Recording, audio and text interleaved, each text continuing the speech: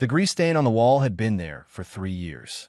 Daniel Wright knew because he had scrubbed at it every month without success, watching it fade from dark brown to a lighter shade that looked almost artistic. Now, as he packed his belongings into recycled cargo boxes, he paused to touch it one last time.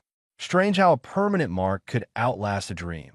His restaurant occupied a cramped corner of Gateway Station's lower commercial district, wedged between a broken water recycler and a shop that sold counterfeit data chips. The hearth had never been fancy. Mismatched tables, chairs welded from scrap metal, a kitchen barely large enough to turn around in. But it had been his, built from savings and hope after he left Earth 15 years ago. The hope part had run out 6 months back. Daniel wrapped his cooking knives in cloth, each one familiar as his own hands. The paring knife with the chipped handle, the cleaver he had sharpened so many times the blade curved slightly, the chef's knife his mother gave him before he boarded the transport off-world. She died 2 years later. He never made it back for the funeral that a Quilner family stopped outside, pressing their 3 eyes against the window. The father held a young child who waved tentacles at Daniel. Regular customers from the factory district. He had always given them extra portions because the kid was small for her age. Daniel waved back and turned away before they could see his face. The automated food dispensaries were winning. Clean, efficient, cheap. Nobody cared that the nutrient paste tasted like recycled plastics. Nobody except the people too poor to be picky. And there were fewer of those willing to spend credits on real cooking when they could get calories for a quarter of the price. His debts had piled up like dirty dishes. Rent, supply costs, equipment repairs, station fees. The final notice glowed on his data pad. Vacate within 24 hours or face legal action. His shuttle to the outer mining colonies left in 6 hours. Hard labor, terrible pay, but it was work. He would survive. Daniel shut off the heating units one by one, watching pilot lights die. The kitchen grew colder. He had spent so many hours here that he could navigate it blind, knew exactly 3 steps from stove to prep counter, 2 steps to the cooling unit, 1 step to the spice rack he had built himself. The photographs came down last. Images of satisfied customers from a dozen different species. A bondman elder who claimed Daniel's soup cured his chronic pain. A group of Venari dock workers who celebrated their union victory with a feast here. A young human couple on their first date, nervous and happy that he sealed the last box and looked around the empty dining room. Dust particles drifted through air that smelled like old cooking oil and regret. The tables sat abandoned, chairs pushed in neatly as if waiting for customers who would never come. His hands were shaking. Daniel picked up his bags and walked to the door. The lock clicked behind him with a finality that made his chest tight. He tested the handle twice to be sure, then turned toward the transit platform. Something tugged his sleeve that he looked down expecting a loose thread, maybe a caught strap. Instead, he found claws. Small ones, hooked gently into the fabric of his jacket. They led to tiny scaled hands, then to a body no bigger than a house cat, covered in iridescent blue-green scales that caught the corridor lighting that a dragon. Not the massive, warship-destroying kind from the old Earth stories. This was a Dravik, one of the rare species from the Outer Rim. The creature looked up at him with eyes too large for its face, golden and wet. "Don't go," it said in heavily accented galactic standard. The voice was young, uncertain. "Please." "Hungry." Daniel stared. Dravik were endangered, nearly extinct after their homeworld got caught in a corporate war 3 decades back. Seeing one on Gateway Station was like finding a diamond in a trash compactor. This one was clearly malnourished. He could count the ribs beneath the scales, see how the wings hung limp against its back. "Kid, I can't help you," Daniel said, gently trying to free his sleeve. "Restaurant's closed. I'm leaving the station." The dragon's claws tightened. Not painfully, but with desperate strength. "Everyone says you feed people. Everyone says you help. Not anymore. Please." The dragon's voice cracked. "Haven't eaten real food in so long. Only paste. Hurts my stomach. Makes me sick." Daniel closed his eyes. His shuttle left in 6 hours. His belongings were packed. His future, bleak as it was, waited in the mining colonies. Every sensible part of his brain screamed at him to walk away, to not get involved, To save himself, he thought about his mother's last message before she died. Take care of people, Danny. That's what matters. Not money, not success. Just take care of people. The dragon looked up at him with those impossibly large eyes. Daniel cursed under his breath, pulled out his access key, and unlocked the door to the hearth. One meal, he said, pushing the door open. Just one. Then I really do have to go. The dragon's wings fluttered, scales catching light like scattered stars. Thank you. Thank you so much. Inside, Daniel flipped on the kitchen lights and started checking what ingredients remained. The dragon settled at a corner table, tail curling around the chair leg. Watching his every movement with an intensity that made him uncomfortable, he fired up a heating unit. Muscle memory took over as he pulled out vegetables, checked the protein stores, found some grain flour that was still good. His hands moved through familiar patterns while his mind tried not to calculate how much this would cost him in time and credits he did not have. "What's your name, kid?" he called out. "Pip." "All right, Pip. Let me make you something worth remembering." The stew started coming together like it always did. Vegetables chopped into even pieces, protein cubed and seared, broth simmering with herbs Daniel had grown in recycled containers on the kitchen windowsill. Simple food, but made with attention. That was the difference between cooking and just heating things up. Pip watched from her table with unblinking focus. Her nostrils flared at each new scent. When Daniel pulled bread dough from the cold storage, her wings actually lifted off her back before settling again. "Haven't had bread before?" Daniel asked, shaping the dough into rolls. "Never had anything before. Just paste." Pip's voice carried a sadness too deep for someone so young. "The dispensaries give it free to refugees. Keeps you alive." Daniel slid the rolls into the heating unit. "How long have you been on the station?"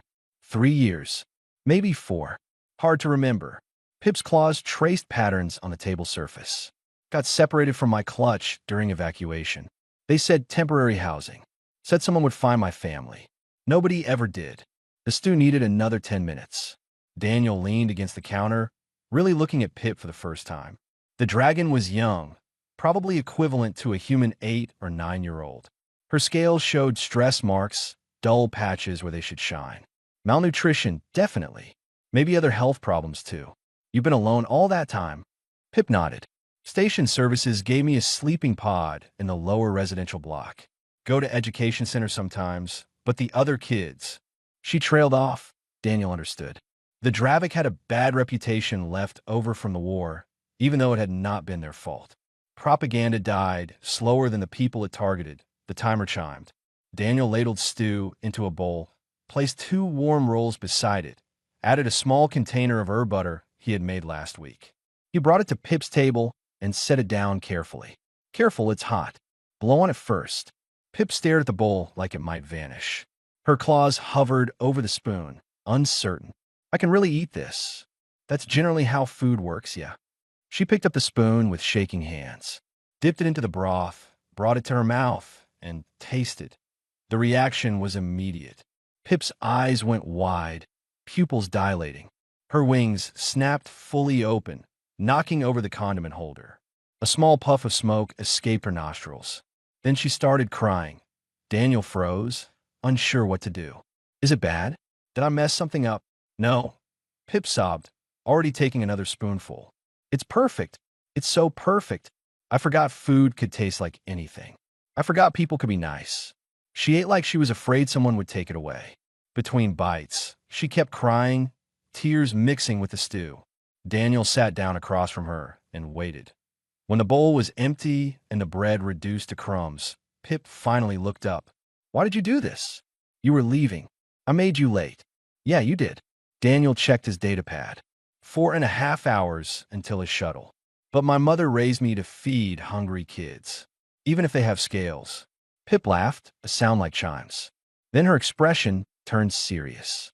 "There are others. Like me. Refugees, orphans, people the station forgot about. We take care of each other, share what we find, but it's hard. Really hard." "How many others?"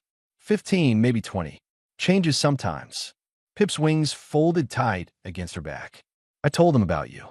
About how you never turned anyone away, how you gave extra food to people who needed it. They wanted to come say goodbye, but I said I would come alone first. Thought maybe if you met me, if I asked nice, you might. She looked down at the empty bowl. Daniel heard the unspoken request. His debts would not pay themselves. The mining colonies would not wait. His shuttle ticket was non-refundable, but 20 kids were going hungry on this station. Before he could respond, shapes appeared at the windows. Small faces pressed against the glass. A Quilner child with 3 eyes that reflected the interior lights. A young Bond, then, whose skin showed signs of radiation exposure. 2 more Dravik, even smaller than Pip. A Venari youth missing one of their 4 arms. They did not come inside. Just watched with the same desperate hope Pip had shown. Daniel stood and walked to the door. He should send them away. Should stick to his plan. Should save himself because nobody else would. He opened the door instead. You might as well come in. Can't cook for 1 dragon without feeding her friends. They entered slowly, uncertain, like they expected him to change his mind. 15 beings of different species, different ages, all wearing the same expression of careful hope. They found seats, crowding around tables meant for half their number. Daniel returned to his kitchen and started calculating portions. He had enough ingredients for maybe 1 meal for everyone if he stretched it. After that, his supplies would be gone. Worth it, he decided. One last good thing before he left. He was pulling out mixing bowls when someone knocked on the door frame. A tall Venari stood there, well-dressed in merchant clothing. All 4 arms were folded in a gesture of respect. Daniel, right? The Venari asked. That's me. If you're here to collect debt, get in line. Actually, I am here to offer you an investment. The Venari stepped inside, looking around at the gathered children. My name is Grisk. I have been watching your restaurant for some time. I think we should talk business. Daniel glanced at Pip, who shrugged with her wings. His shuttle left in 4 hours. Talk fast, Daniel said. I'm on a schedule. Grisk's mouth curved into what might have been a smile. I think you'll want to hear this. Grisk settled his bulk into a reinforced chair while Daniel continued cooking. The Venari watched the children with an expression that seemed almost nostalgic. 40 years ago, I arrived on the station with nothing, Grisk said. Refugee from the Venari trade conflicts. Slept in maintenance corridors, ate from trash recyclers. A human dock worker named Patricia found me stealing food scraps. She could have reported me. Instead, she brought me to her home and fed me for 3 months until I found work. Daniel stirred the expanded pot of stew, adding water and vegetables to stretch it further. That's a nice story. What does it have to do with me? Patricia died 5 years ago. I never properly repaid her kindness. Grisk gestured with 2 of his arms at the restaurant. I've been looking for someone who operates by the same principles. Someone who helps without expecting return. You are that person. I'm broke and leaving the station in a few hours. Your debts total 47,000 credits. I will pay them in full, plus provide operational capital for the next 6 months. In return, you continue running this establishment with one change. You accept me as a silent partner. 20% ownership, no management control. Daniel stopped stirring. Why would you do that? Because Patricia taught me that wealth means nothing if you do not use it to continue the cycle of kindness. Grisk pulled out a data pad.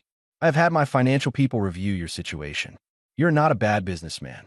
You simply refuse to compromise your principles. You charge less than competitors, give free meals to those who cannot pay, use expensive ingredients when cheaper alternatives exist. Admirable, but unsustainable. Pip was listening intently from her table, along with all the other children. Daniel felt the weight of their attention. With proper backing, Grisk continued, this restaurant could serve hundreds instead of dozens. The lower districts need places like this. I provide the financial stability. You provide the heart. Simple partnership.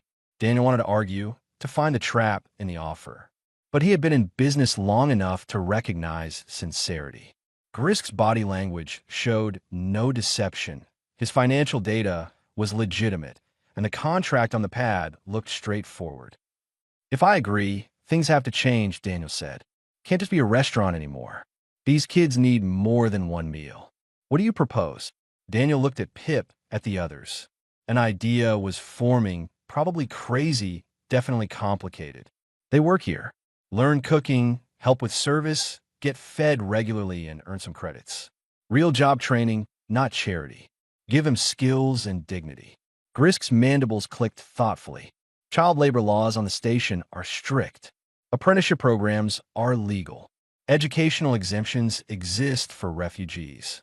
Daniel had looked into this before, during better financial times. We register as a vocational training center. They learn, they work reasonable hours, they get compensated fairly. Everything legal. One of the young Draviks spoke up, voice nervous. Would we really be allowed to work here? If you want to, Daniel said. No pressure. But if you're serious about learning, I will teach you. Cooking, nutrition, how to run a business. Useful skills anywhere in the galaxy. Pip's wings fluttered. I want to learn. Please. Others nodded, voices overlapping with agreement. Even the shy Quilner child raised a tentacle in support. Grisk made a notation on his pad. Very well. I will have legal documents prepared. The partnership begins immediately. Debts cleared within the hour. I assume you will need to cancel your shuttle ticket? Daniel thought about the mining colonies, the hard labor, the bleak future he had resigned himself to. Then he looked at the faces around his restaurant. Hope looked back at him. Yeah, he said. Cancel it. The children cheered. Pip launched herself across the room in an awkward glide, landing on Daniel's shoulder and hugging his neck with surprising strength. Thank you, she whispered. Thank you so much. Over the next week, the hearth transformed. Grisk's money cleared the debts and funded repairs Daniel had been putting off for years. New equipment arrived, along with a proper cooling system and an expanded stove. The dining area got comfortable seating that could accommodate different species. Pip became Daniel's shadow, watching everything he did with intense concentration. She learned to dice vegetables, to test cooking temperatures, to balance flavors. Her natural Dravik fire-breathing ability turned out to be perfect for searing meat. The Quilner child, who introduced herself as Opal, took to customer service naturally. Her 3 eyes could track multiple tables at once, and her gentle demeanor put nervous diners at ease. The young bondman, Reed, handled dishes with meticulous care despite his radiation scars limiting his mobility. Word spread through the lower districts. The hearth was not just serving food anymore. It was building something new. But success attracted attention, and not all of it was friendly. 2 weeks into the new arrangement, a station health inspector arrived. Rawl was a Centaurian, rigid and professional, carrying scanning equipment and a data pad thick with regulations. He went through the kitchen with aggressive thoroughness, checking temperatures, testing surfaces, reviewing permits. Daniel followed him around, answering questions calmly. Everything was in order. He made sure of it. Rawl found violations anyway. Minor things, technical infractions that other restaurants ignored. The refrigeration unit was 0.3 degrees outside optimal range. One prep table was 2 centimeters closer to the stove than regulations specified. The air filtration system, though functional, was an older model not on the current approved list. These issues must be corrected within 72 hours, Rawl said, his voice emotionless. Failure to comply will result in immediate closure. Those are not real problems, Daniel protested. You're targeting us. I am enforcing station health codes uniformly. Good day. After Rawl left, Pip looked at Daniel with worried eyes. What do we do? Daniel leaned against the counter, frustrated. Then an idea occurred to him. If Rawl wanted everything by the book, Daniel would give him something impossible to criticize. We invite him to dinner, Daniel said. Tomorrow night. Private meal. Show him what this place really means. Rawl arrived exactly on time, as Daniel expected. The inspector stood at the entrance looking uncomfortable, probably suspecting a bribe attempt. I don't accept gifts from establishments under review, Rawl said stiffly. Not a gift. Just dinner. Off the record, my treat. Daniel gestured to a table he had set up specially. You don't have to eat it. But I am cooking anyway, and the food will go to waste if you don't. Rawl hesitated, then sat down with obvious reluctance. His body language screamed distrust. Daniel had spent hours researching Centaurian cuisine. Their home world had been destroyed in a solar event decades ago, leaving the species scattered across the galaxy. Traditional foods were rare, mostly forgotten. But Daniel had found old recipes in archive databases, modified them for available ingredients, and prepared a meal that should taste like home to someone who had not been home in a very long time. He brought out the first course. A soup made from mineral-rich vegetables, seasoned with compounds that mimicked Centaurian sea salt. Raul looked at it without touching his spoon. "Where did you learn to make this?" Raul asked quietly. "Research. Figured you might appreciate something familiar." Raul finally tasted it. His expression did not change, but his hands tightened on the spoon. He finished the entire bowl in silence. The main course came next. Protein prepared in the traditional Centaurian style, with grain cakes and a sauce Daniel had spent 2 days perfecting. Raul ate slowly, methodically, but Daniel noticed the inspector's rigid posture gradually relaxing. By the third course, Raul was no longer eating like it was a duty. He savored each bite, and when he thought Daniel was not looking, his eyes were wet. "My mother used to make grain cakes like these," Raul said finally. "Before the evacuation. I was young, barely remember her face, but I remember the smell of her kitchen." Daniel sat down across from him. "How old were you when your world was lost?" 8 standard years. Spent the next 10 in refugee camps, jumping from station to station. Worked hard, studied harder, got certified as a health inspector by the time I was 25. Raul set down his fork, pulled myself up from nothing. Nobody gave me handouts. Nobody made exceptions for me. And now you're doing the same to others." Raul's face hardened. "I enforce regulations.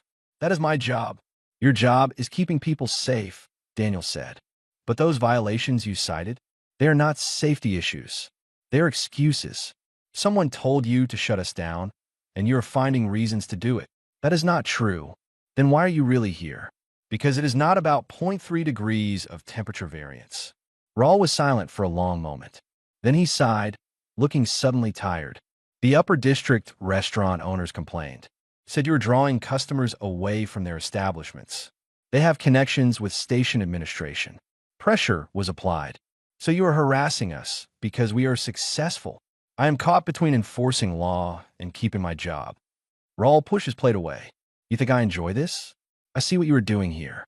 I see those kids learning skills, getting fed, having hope. But if I do not follow orders, I get replaced by someone who will be even worse." Pip had been listening from the kitchen door. She walked over now, her scales reflecting the dining room lights. "You said nobody gave you handouts, but someone must have helped. You were 8 years old. How did you survive?" Raul looked at her, then away. "A human family took me in. Temporary foster placement. They had their own children, very little money, but they shared what they had. Kept me for 3 years until I was old enough for the youth work program." "What happened to them?" Pip asked. "I don't know. Lost contact when I moved to another station. Never went back, never tried to find them. I was too focused on moving forward, on proving I did not need anyone's charity." Raul's voice grew quieter. "I told myself I earned everything alone. Easier than admitting I owed people I could never repay." Daniel stood and started clearing plates. "You could repay them by helping others the way they helped you. It is not that simple. It is exactly that simple. You have power in your position. Use it for good instead of letting corrupt people weaponize you." Raul stood up abruptly. "I should go." "The violations?" Daniel asked. The inspector pulled out his datapad, tapped a few commands. "Upon reinspection, all issues have been resolved to satisfactory standards. The hearth passes health and safety requirements." He met Daniel's eyes. "But watch yourself. The people pressuring me will not stop. They have other methods. Let them try." After Raul left, Pip hugged Daniel's arm. "You think it will really help us?" "Maybe. Maybe not. But we planted a seed." Daniel started cleaning up. "Sometimes that is all you can do." 3 months passed. The hearth grew steadily. More kids joined the training program. More customers filled the tables. Daniel's cooking improved as he experimented with fusion dishes that combined techniques from different worlds. Pip had grown noticeably larger and healthier. Her scales now gleamed with proper nutrition, and she had developed real skill in the kitchen. She created recipes that blended human and Dravic traditions, discovering flavor combinations that surprised even Daniel. Then came the attack. Daniel arrived early one morning to find the front window shattered. Graffiti covered the walls with anti-alien slurs.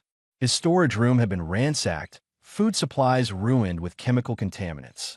Broken equipment lay scattered across the kitchen floor. Pip was already there, trying to clean up, tears streaking down her scaled face.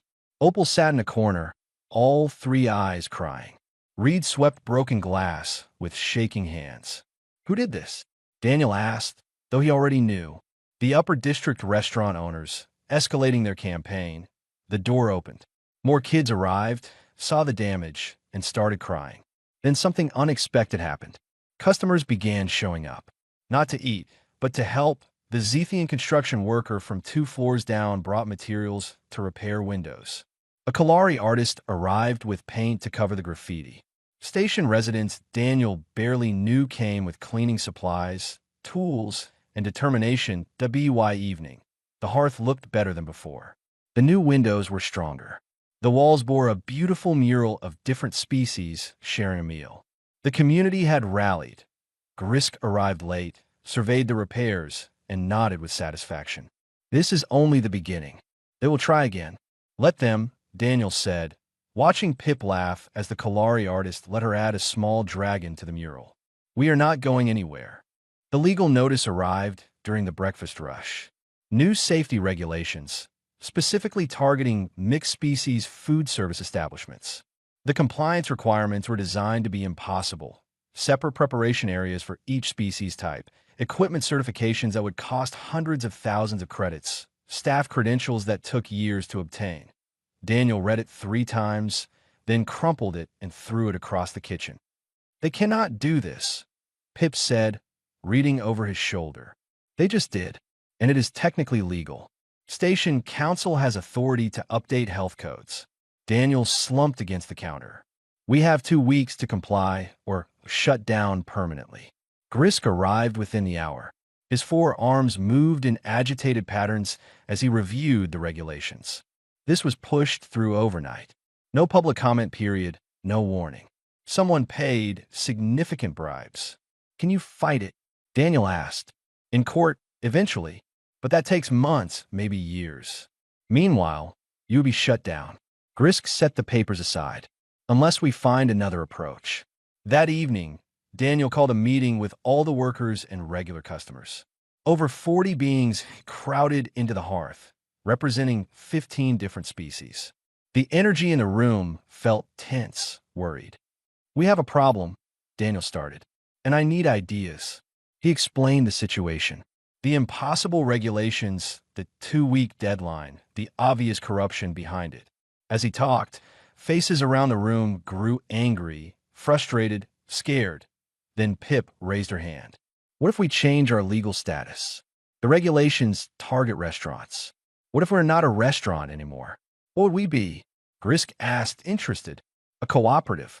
Community-owned. Everyone who works here gets a share. Customers can buy memberships." Pip had clearly been thinking about this. Different legal category, different regulations. And we could raise money from membership sales to fund the fight against the corrupt laws. Grisk's mandibles clicked excitedly. That could work. Cooperatives fall under different station codes. It would take legal restructuring, but it is possible. More than that. Opal added, her 3 eyes bright with ideas. "If we are member-owned, the community has investment in keeping us open. Shutting us down becomes harder politically." The discussion exploded with ideas. Reed suggested a sliding scale membership so poor residents could participate.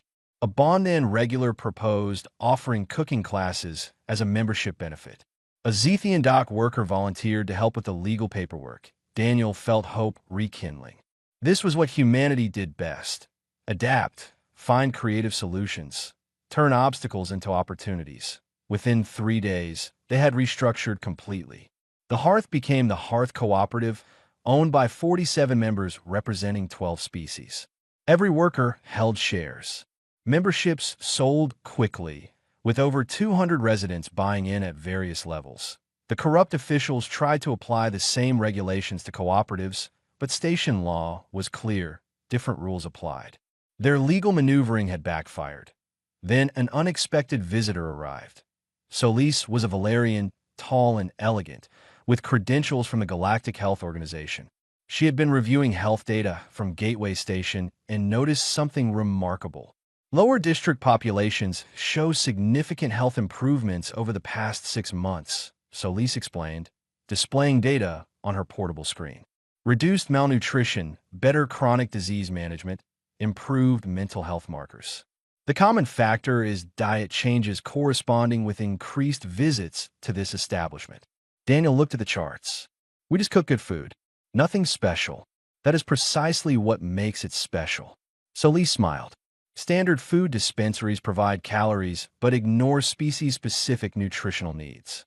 Your intuitive approach, combining culinary arts with careful observation of each species' reactions, has created something unprecedented. She pulled up more data. Dravic children showing improved scale health. Bondhan elders with reduced pain symptoms. Quilner youth with better cognitive development. The list continued. The GHO want to study your methods, Solis said. Potentially replicate this model on other stations. With your permission, we would provide funding, legal protection, and research support. Pip looked worried. Would that change everything? Turn us into some kind of experiment? You would maintain complete operational control, Solis assured her. We simply want to understand what you're doing right and help others learn from it. Daniel thought about it. More funding meant they could help more people. Legal protection from the GHO would make it much harder for corrupt officials to shut them down. But institutions could be controlling, could strip away the personal touches that made the hearth special. We need guarantees, he said, in writing. The cooperative stays independent. Workers maintain ownership. No one tells us how to run our kitchen. Acceptable. Solis pulled out a contract. I anticipated your concerns. This partnership is designed to support, not control. As they reviewed the details, station security alarms blared. Something was happening in the lower residential district. They rushed outside to find chaos. Hired thugs were harassing residents, threatening anyone associated with the hearth. 2 large enforcers had cornered Pip and Opal in an alley. Daniel ran toward them, but Pip's situation had triggered something deeper. The young dragon's distress activated ancient Dravic survival instincts. Her throat glowed orange, then red. Fire exploded from her mouth. The blast was controlled, precise, not meant to kill but to drive back threats. The enforcers fled, singed and terrified. Pip stood panting, smoke curling from her nostrils, looking shocked at what she had done. Security cameras had captured everything. Within minutes, the footage spread across the station network. Public opinion shifted dramatically. The restaurant consortium's hired violence was exposed, their corruption laid bare. The next day, Daniel testified before the station council. He spoke about community, about how Earth's greatest strength had always been bringing different people together, learning from each other, building something better than any group could alone. The hearth is not just a restaurant, he said. It is proof that cooperation works better than competition, that caring for each other makes everyone stronger. That is humanity's real contribution to the galaxy. The council voted to investigate the corrupt officials. The restaurant consortium faced heavy fines. The hearth won legal protections and formal recognition. But more importantly, they had proven something worth defending. Solis finalized the GHO partnership that evening.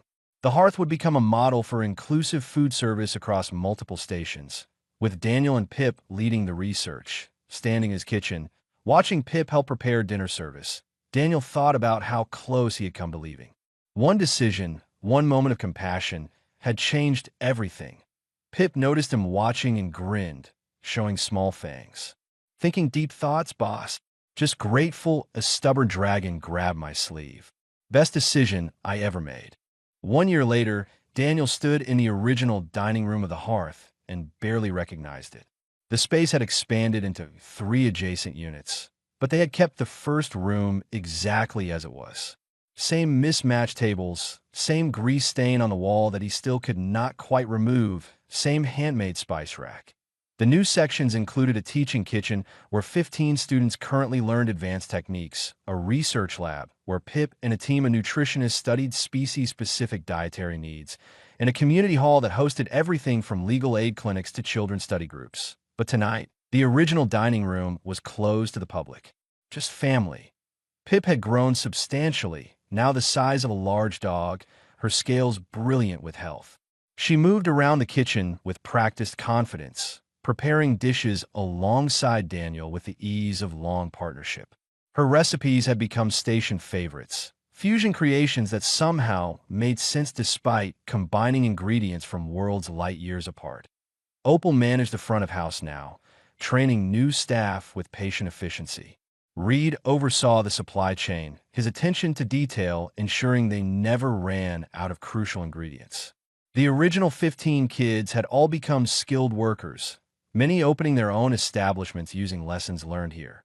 Grisk arrived first, carrying a bottle of Venari celebration wine. Rawl came next, now a vocal advocate for the hearth and similar cooperatives. Solis brought datapads full of reports from other stations implementing their model. They gathered around the largest table. Daniel brought out food, but not the elaborate creations that now filled their menu. Tonight, he made the same simple vegetable stew and bread he had prepared for Pip that first night. The meal that changed everything. Anniversary tradition. He explained, ladling out portions. Remember where we started. They ate in comfortable silence for a while. Then Pip pulled out a wrap package. We got you something. Well, the whole community did, but I coordinated it. Inside was a book, handmade, bound in real leather. Daniel opened it carefully. The pages were filled with messages, hundreds of them, from beings across multiple stations and a refugee child on a distant outpost, now receiving nutritious meals through a hearth model cooperative. An elderly Bon then who rediscovered his cultural food traditions through their published recipes. A young human working at a similar establishment who found purpose instead of falling into substance addiction. Each message told a story of lives changed, hope restored, communities built. Daniel read them one by one, his vision blurring. There are over 300 cooperatives now using our model, Solis said, feeding millions across the sector. Your simple act of kindness has rippled farther than you can imagine. It was not just me, Daniel said. It was Pip refusing to let me leave. It was Grisk investing when no one else would. It was every person who helped rebuild after the attack. This belongs to all of us. Grisk raised his glass. To Patricia, who taught me kindness was not weakness. And to Daniel, who reminded me what that meant. They drank. Reed began sharing stories from the early days, making everyone laugh at the disasters and near misses. Opal added her own memories, her 3 eyes sparkling with joy that a small sound at the door interrupted them. Daniel looked over to see a young Kolari watching nervously, even more malnourished than Pip had been a year ago. The child's skin showed signs of severe mineral deficiency.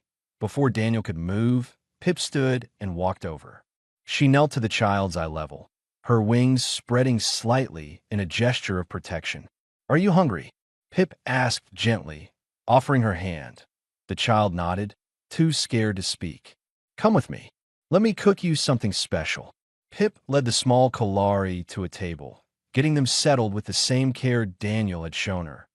Daniel watched from the kitchen doorway, understanding something profound. The hearth would outlive him. The lessons would continue, passed from one generation to the next. This was not about one human or one dragon anymore. It was about a principle, a way of treating beings with dignity regardless of their status or species. Pip moved around the kitchen with confidence, selecting ingredients, preparing them with practiced skill. She talked to the young Kolari softly, asking about their favorite flavors, their allergies, their story. The child relaxed gradually, responding to Pip's genuine care. She is good at this, Solis observed. She learned from the best, Grisk added. Daniel shook his head.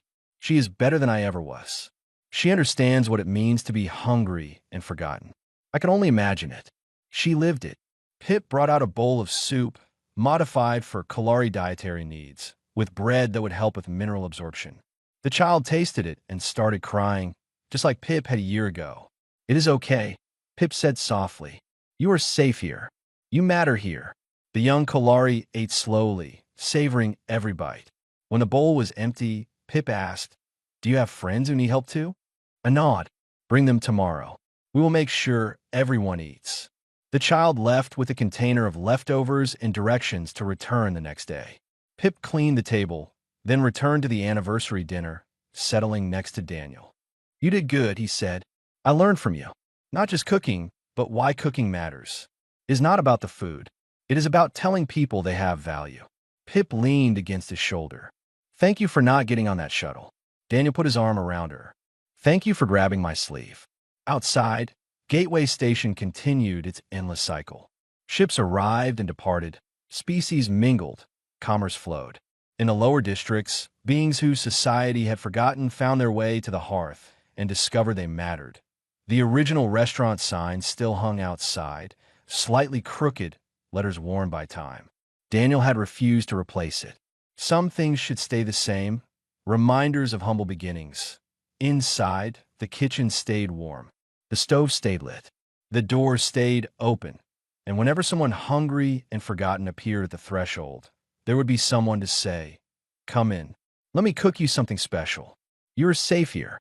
The cycle continued. Kindness rippled outward. Communities grew stronger. One meal, one person, one moment of compassion at a time. That was humanity's gift to the galaxy. Not superior technology or military might, but the simple revolutionary idea that everyone deserves to be fed, to be seen, to matter. Daniel returned to the anniversary table, where his family waited. Not bound by blood or species, but by something stronger, shared purpose and mutual care. The hearth would keep burning, long after he was gone. That was enough. That was everything.